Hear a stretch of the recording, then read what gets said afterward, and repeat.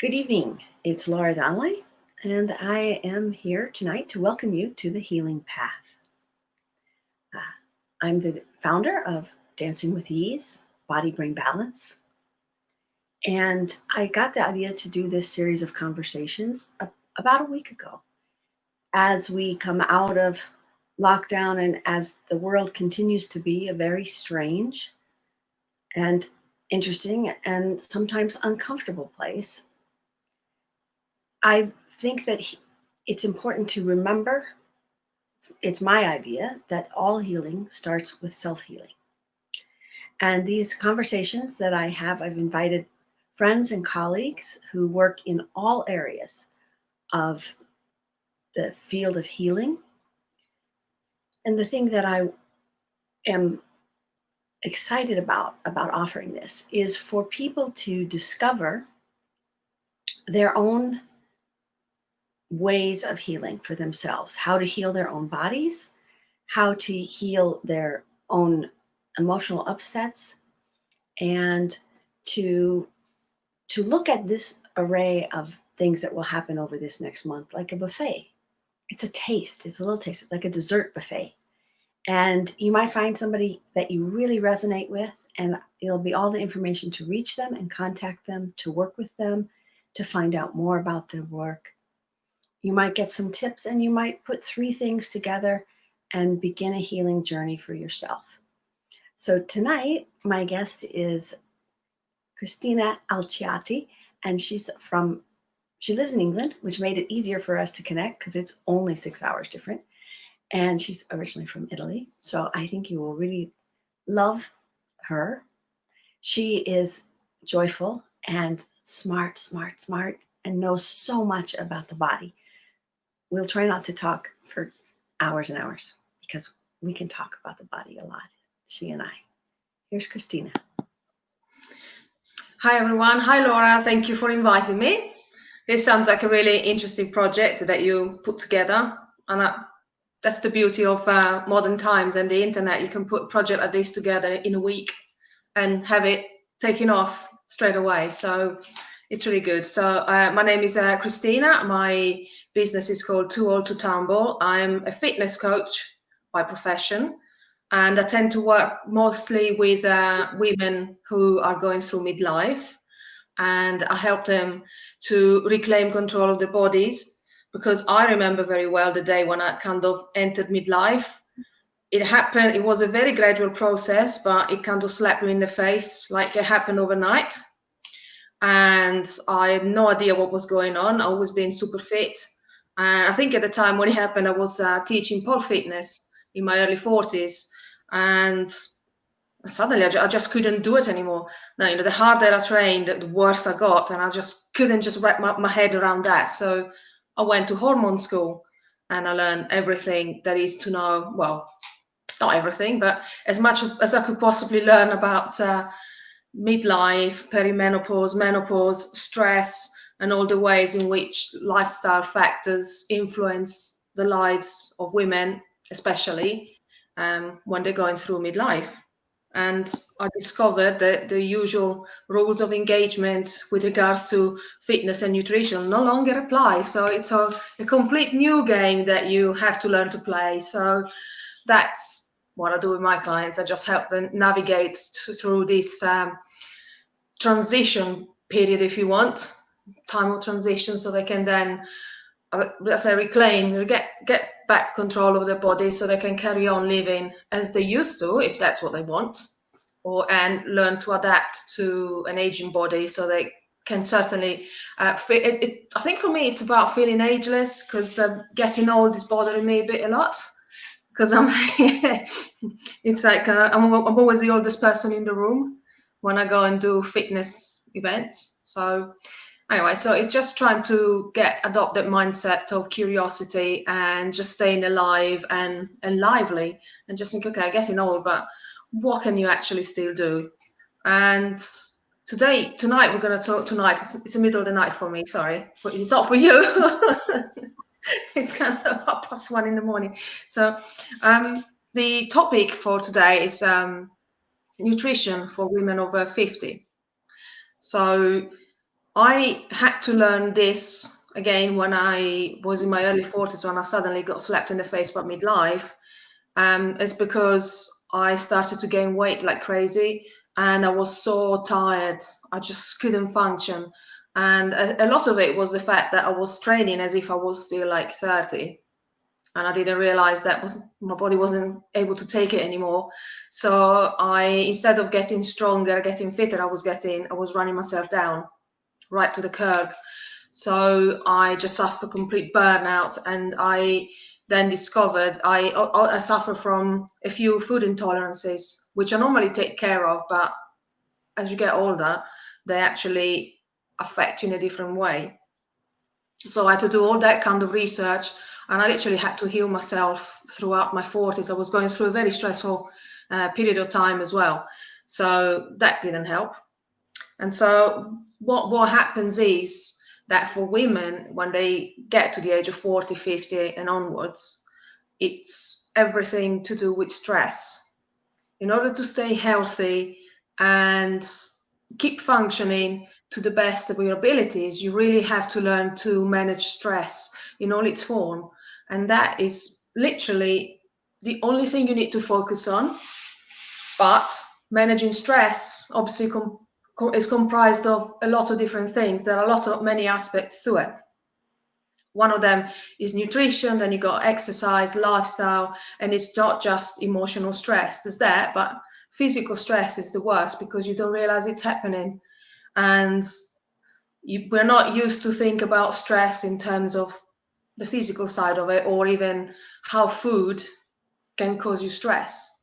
So if we look back at how ancestors used to live, and I know that was like thousands and thousands of years ago, but our biology hasn't changed that much. So what was true for them is still mostly true for us, especially when it comes to stress. So they had the scarcity of food, so they will either not eat a great deal, but at the same time not do a great deal also, maybe lying around or walking or having a very quiet life. And then especially the men would just set off on a hunt to go and find food. And obviously when they found the food, they would just eat a lot because that's when they had it. And so our biology is pretty much still wired in the same way. So if a lot of the time the stress caused by food is because either we don't eat enough or we eat too much, and with lots of people that I work with, not eating enough is the biggest problem for them reaching whatever the goals they have, which quite often involve an element of fat loss. So that is always a big problem, not eating enough, and also the type of foods that people eat. So because of this kind of lifestyle, we're kind of, when we're stressed, and if you can imagine a person hunting for food, because you either catch the prey or you don't eat, you don't survive. It's a very stressful activity because you have to run like the clappers to try and catch whatever you're chasing, and then you're eating this food, which is usually high energy, right? So when we do it in modern times and we eat foods that are high energy because we are stressed and we craving and thinking, okay, our body's stressed, my metabolism will think I'm starving, I need to go out and eat, I don't know, grab a slice of pizza or whatever. What happens is we're putting on the plate a ton of calories that we don't need because we are not moving enough. So you need to kind of be mindful of the choices that you're making, all right? Because otherwise you end up overeating and eating foods that are high in calories. They give you a really massive shot of energy, but you're not in a position to actually use that energy, and that causes all sorts of havoc. So the way to handle that for optimum health and weight loss as well, if that's something that it's on the cards, is to match your calorie intake with the activities that you're doing. And it sounds really easy to say, and it sounds very obvious, but you'd be surprised how much when people try to put it into practice, how not obvious it actually is how you do it. So again, if you think about back to what our ancestors used to eat, were things like they were growing from the soil, growing from trees, or animals that were either running, flying, or swimming. We didn't have the bread, we didn't have the processed food. And although there is a place for those in modern nutrition, also, modern nutrition is not all that bad. When you think about it, we can expect to live well into our hundreds, whereas menopause, it's a relatively modern problem. That women didn't live long enough to reach the menopause until like maybe 100 or 200 years ago. So that's how things, do you know what I mean? That's how things change, that are different. So there is a place for those foods and for modern nutrition, but the best way that our bodies function is if we go back to principles that are actually linked to our ancestors and our biology from back then. And I'm not here to debate which framework is best, whether a lot of the people go, oh, which one is best? Is the paleo diet or the keto diet, that kind of thing? The paleo diet is actually a framework, which is essentially eating in a nutshell. It's not, it's more complex than that, but in a nutshell, it's just like eating your meat and 3 veg, like they say in England. So it's, again, keeping your nutrition very, very simple. And when you eat in that way, very simple, so you have a source of protein, whether it's animal or vegetarian. If you're following a vegetarian or a vegan diet, that's your choice, and follow it together, combined with some non-starchy vegetables. So that would be like your salad leaves that you rip out of the soil and you eat, or your tomatoes that you grab off the tree or the plant and then you eat, or the usual, veggies, things that you don't have to prepare a great deal, that can be eaten raw if you want them to. And just, if you keep it simple to that kind of level of simplicity, and add maybe a little bit of olive oil, and don't, just be careful with the fats, obviously, you will find that if you are going through a rough patch, that your body is going to start to respond in a way that it's gonna make it difficult for you to be in a bad mood. So it actually, your body, it's quite magic if you're not used to doing it, and to be fair, not many people are. You will see that you get that effect. You sort of immediately your mood improves, and you start to be a little bit more relaxed. You're not gonna, if you are overweight, you will probably lose some of the weight. But most importantly, it gives your body a chance to reset and go back to functioning the way that it was supposed to from the start. And yes, I'm never gonna give up a glass of wine when I want a glass of wine, but obviously you always need to be mindful of the effects, the implications of having that glass of wine or the slice of cake that are going to have on your metabolism. And that's not just for fat loss purposes, that's just literally how it can mess up your whole metabolism and make you feel unwell. So always be aware of those consequences when you're making choices. It's all about, you make a choice, but be prepared for the consequences. And if things don't work the way you expect them to, you lose the right to whinge the moment you choose to do something that you know very well is not going to be very friendly towards your body. So that's all. And it's really quite simple, because I think the older you get, the more simple your diet needs to be for you to feel well. And you only have to do it for a couple of days. You're going to find yourself, or if you can force yourself maybe to do it for like 5 or 6 days, for a week, if you're not used to eating that way, you will find that after that, your body will actually naturally tell you, I want more of that. It's going to want more of the things that are actually good for your body, because if there are problems, your body's going to start to heal. And one of the big problems that you get when you eat things that are not very good for your body is that it causes inflammation. And inflammation can then lead to more visceral fat accumulating in your abdominal in your abdominal area, and that is linked to all sorts of health issues. It can increase your risk of developing type 2 diabetes as you get older, or risk of stroke, heart issues, or it also increases the risk of developing Alzheimer's disease. So that's why you really need to pay attention to your diet as you get older, because it's, you know, when you're younger you can take it, it's not a problem, but when you get older your body, it's more delicate, but if you look after it, it will still allow you to do everything you want and have plenty of energy. I think it's interesting how it is, in a way, your body survived all this time, so it is still really strong, but it does respond. Actually, my mom told me this. My mom is like, lately, everything she said is coming back to me.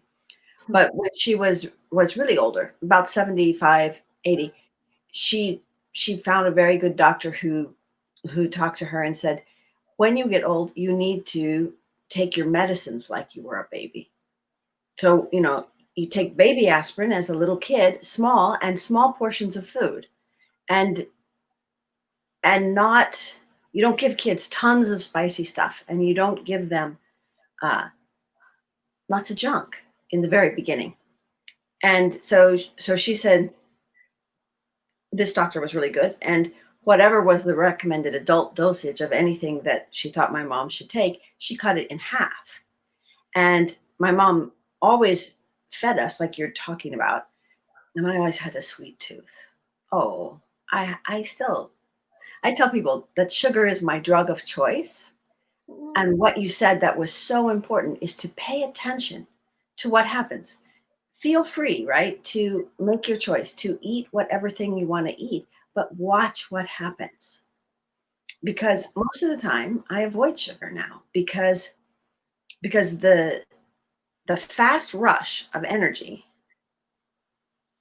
it's thin. It's not like eating a piece of protein. If I eat a piece of protein, I don't get that big rush of energy really fast, but I have a long sustained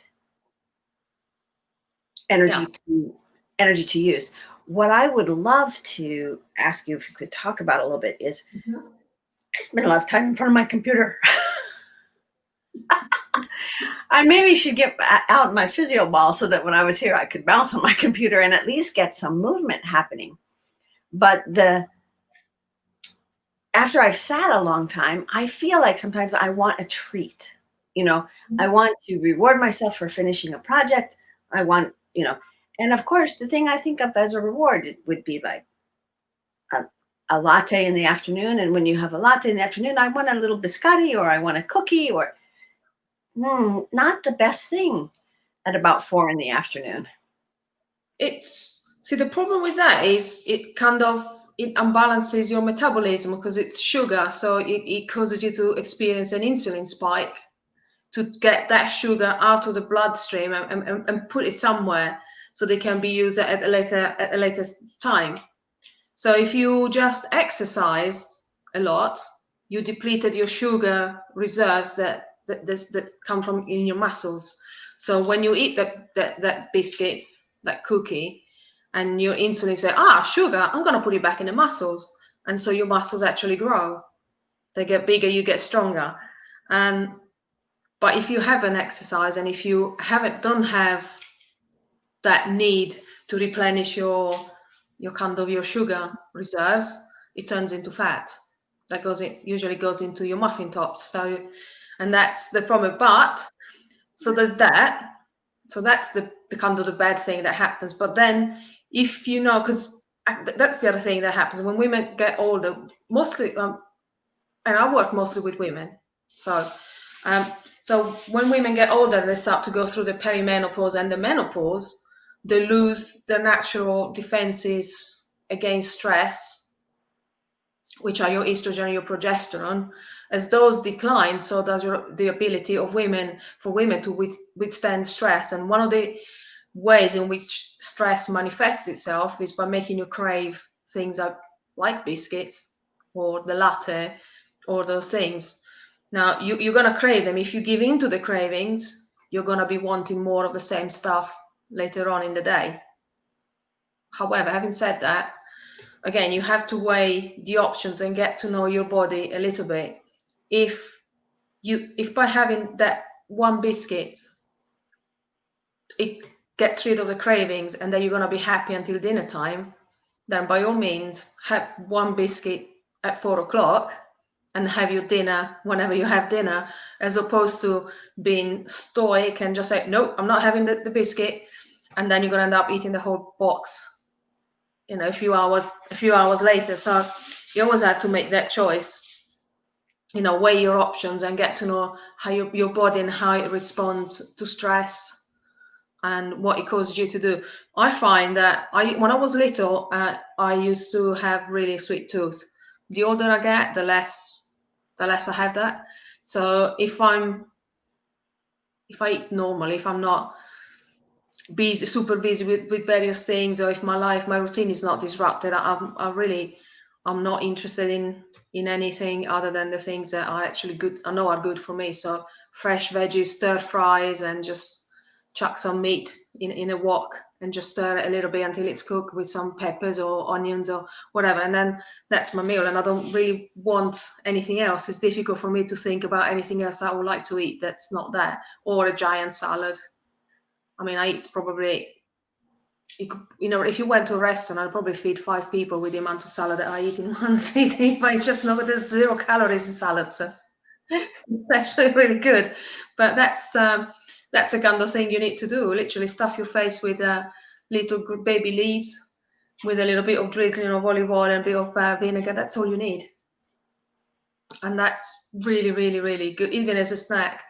I mean, it's good to have protein with every meal, but it's not, if you have a salad, it's mostly fiber, so it doesn't really unbalance anything. So, Cristina, if you were going to recommend to people how they would start to figure out which foods are really nourishing to their body and which foods are maybe not as beneficially nourishing, do you have a method that you share with your clients on how to, it's kind of like you said, to be aware and mindful of what you're eating, but I think you also said to observe your body's response to certain foods. Yeah, because there are certain, I mean, usually if you start with choose one source of protein, right? Okay, so if you were to keep a food diary over a course of a week, for example, you would find that during the course of that week, you probably eat the same 5 to 10 things all the time. Yeah, so out of those 5 or 10 things, just make some of those things a good source of protein. As again, if you eat meat, or if not tofu, whether it's tofu or the corn, whatever vegetarian or vegan options you choose, but make sure you choose a good source of protein and then try them. I mean, some people cannot stand physically red meat. It causes them arthritis. So if you eat red meat and you find that your joints start to ache, it means it doesn't agree with you. So just don't buy it again. Just focus on the white meats or fish or things that are not that don't give you that kind of response, so that you eat them, you feel full for a long period of time, you don't crave anything, your energy levels stay stable throughout the day, and then start adding in vegetables. Again, you can't, unless you have a known allergy to something, you can't really go very wrong if you buy I mean, I don't know in what you get in the US, but in the UK, you just go to the grocery store, you find like bags of baby leaves, and they're really all sort of funky stuff in the salad. So you just open the packet, you chuck it in a bowl, dress it up, and then you eat it. And that kind of stuff, really, you may have to accept that you want to learn to like it if it's not your thing. But it's that kind of thing, you can hardly ever go wrong. But there are all the other, with regards to other things, where your onions or your tomatoes or your peppers, they can cause problems. There is a whole family of vegetables, the nightshades, that can cause people inflammation. So, and that is pretty much everything that's nice and colorful and juicy, that makes you really want to, sink your teeth into that. Because that all the vegetable can give you problems. So if you eat something, if you're starting from scratch, if you're not used to eating it, just add one thing at a time, and be wary that potatoes are nightshades, so they can cause you massive inflammation if you're sensitive to them. So you got to be careful of that kind of stuff. But add them one at a time and see if you don't have any reaction. It means you're perfectly safe. So keep on doing it. Add the next thing and see how that goes. And then the same with the fats. You have to be mindful as well that some people do not process fats very well. So you have maybe a little bit of avocado, and you might not get hungry again for like 5 hours, but then you're going to start putting on weight like crazy. So that is a sign that your body can't really process saturated fats. So be careful of those.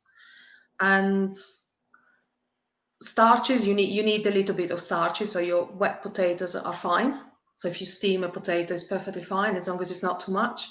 So you want the size of a fist. The amount of the amount of carbohydrates, or like a cupped hand that you want to eat with a meal. And again, experiment. I can't eat gluten, so, which is coming from Italy. It's a bit That's really hard. I think that was a cruel hand that was there, but you survive. It's not essential, but be careful of those things, because wheat is changed. The problem is the amount of gluten that is in the wheat. Is not so much the wheat, because when I was little, I didn't have a problem, but the wheat plants were like massively big, massively tall, and now they're like tiny. They're like dwarfs. So, and they have more. They've been, genetically modified to have more gluten because it gives you better bread. But again, when the wheat was like taller than me, I didn't have a problem, even if it didn't maybe yield as much, good crop for the farmers, but it was better for the people eating it. So, and it's all about trying, assessing, and see if something gives you a nasty reaction, throw it away. It means it's no good for you. It doesn't matter what it is. If it's not good for you, it just goes in the bin. You had said too, I like what I've noticed is that you really are going pretty much with foods that are very close to their natural state. Not a lot of processed food, not a lot of packaged food. I didn't hear you mention one of those things that you can get at the store that is good for 6 months before the use by date shows up. Whoa. Sometimes I think about that, and I think if it's going to just stay in its form for 6 months before somebody would eat it, how good is that for you? No, it's not. It's not. Well, obviously, when the thing is, when I was growing up and I was in Italy with my parents, we had allotments and things like that. So, the question of would you like a fig after dinner? Yeah, they give you a handed over box. Well, that's a tree. Can you go up the tree and get figs for everyone? So that's how dinner worked. What would you like to eat? Carrots. We'll go and dig them up. And then take out the ones that you want, or pick whatever it is you want to eat. You just go and grab it. So we never really used to. You see, when I look at my parents are in their 80s. They still eat very much like that, even if they don't have the energy to. They don't really want to work the land anymore. So they go more to the supermarket more. But they're still eating the same way. But my parents are just walking miles every day, and you're thinking, well, they can. I don't know many 20-year-olds are actually even interested in walking the distances they do every day just to go and do the shopping. They just go and buy an apple every day. They just walk about 10 miles every day just to go and buy, not because they need the apple, because they want to walk the 10 miles. It just gives them a point to go. So that kind of, when you eat like that, that's the kind of life you can expect to live well in your 80s. I know if other illnesses don't get you first, but you're less likely. So during the whole of the COVID, my parents lived in the area was affected, they never had anything. Just like they was like, so they were, yeah, that's fine. It's great. There's nobody around. We can go to the shops. There's no queues at the till. No, you really shouldn't be going out at all. Just at home. Just, I'll order your shopping from here. I'll get it delivered. No. We want to go out for a walk. So that's a kind of thing that life, if you look after yourself, that's the kind of life you can expect when you're 80. When everyone goes crazy with a pandemic, they just sit there. They're like, yeah, okay. Oh, that's a really great story about your parents. It's nice to hear that. When you work with people, I'm going to show people that you have a link to. The longest link. It's okay. I'll paste it in the comments too. But this is when you start to work with people. Do you start with nutrition, or do you start with movement, or do you start kind of with all of the? You kind of in the beginning kind of made a frame of several things that are all part of fitness and health, and but try to paint the picture as broad as possible of where the person is at. And some people, maybe already their nutrition doesn't need much tweaking. It might be the occasional little bit of adjustments here and there. And some other people need more help with the exercise. It depends where they're at. But I always ask people to keep a food diary for a few days, up to a week. It's not necessary to do it longer than that, because the online food diaries that I use, they're all inaccurate anyway. And it's really boring and time consuming. But it's a very enlightening exercise for people to do, because a lot of the time they're just like, oh, I don't need help with the nutrition. I'm like, really? It's nothing you do. So the only way I can make them realize, so like, do the food diary, and then we'll see. I'll tell you how to set your targets, and then let's see how close you are to reaching those targets at the moment, what you're doing. And of course, they're like nowhere near it. But it's also useful as you're going through a fitness program every so often to keep the food diary and see how you're actually doing.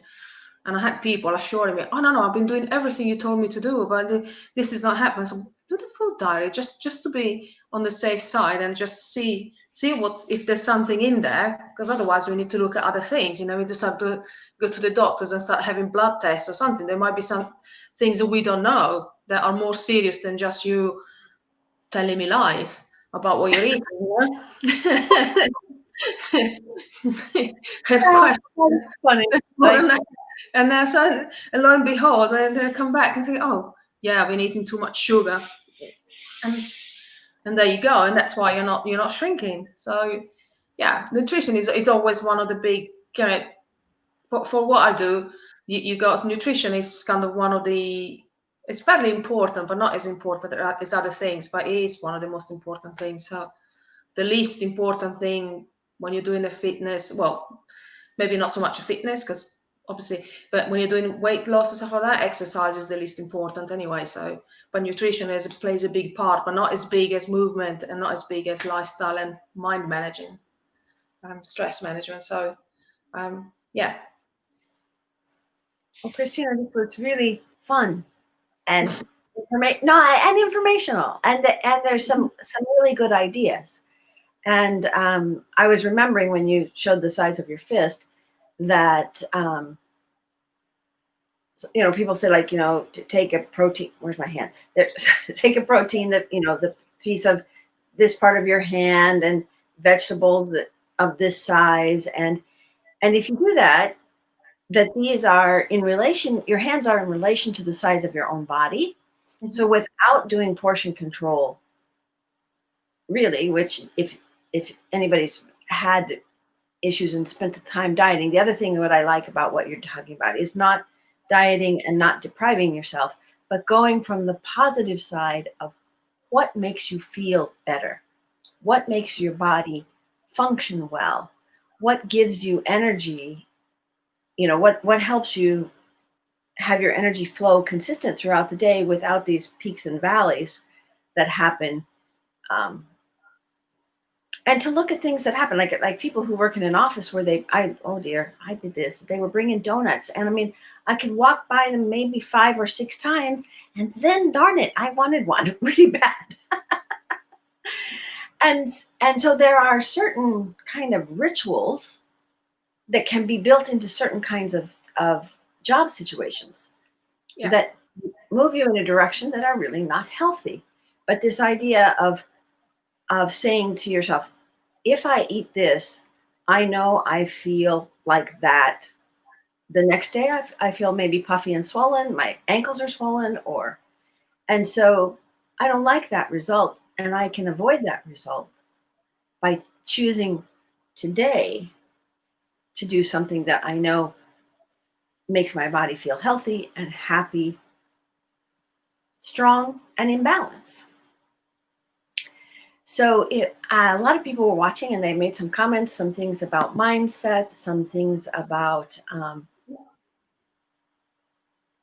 wanting to get back to a more fit self. I think the other thing that happens when people get older, your job gets more stressful as you go into your late 40s and 50s, is you've probably moved up the career ladder a certain way, and the things that you have to deal with, some of them are unresolvable. It's like the world. Yeah, and I find that as I get older, I mean, I don't work in corporate anymore. I used to when I was younger, but I think I couldn't do that. I can't remember anything. You know, I think something when I'm sitting in the front room, I go in the kitchen, so why am I here? It just has to go back. Yeah. So I just, if I had a job, a serious job where you actually have responsibilities, well, I don't know, I could cope with that. I'd be like I'll be feeling pretty down very quickly because I would feel like, the village idiot because I couldn't remember stuff or just thinking, the capacity in your brain. I mean, I'm still doing okay, but it's not the same as it was. So that might get a bit more stressful in that respect as well. So I don't know, I'm glad I don't have to do that. Yeah, and I think too, just starting with ourselves and paying attention to ourselves and paying attention to what really makes us feel good and nourished. And I'm going to have salad. We have a garden, and we had to pick all the salad because it went up to 90 degrees this week. Wow. And yeah, so I had like 25 heads of lettuce in my garden, and I had to just like pick it all at once. So we'll have a feasting for a couple of weeks on our fresh lettuce. So Lovely. it'll be great. If anybody has questions or comments, would you please put them in the thing, and Cristina and I will come back and check them. If you have, you guys were pretty active all during the thing, and I appreciate the comments and the ideas that related for you and resonated for you. And do check out Cristina's free thing, and I'll have her websites and everything so you can follow up. And I'll see you guys tomorrow. It'll either be strange and interesting times, or it will be another healing path, depending on what comes to me. Thank you, Cristina. It was great to see you. You're welcome. Lovely as usual, Laura. Take care. See you later.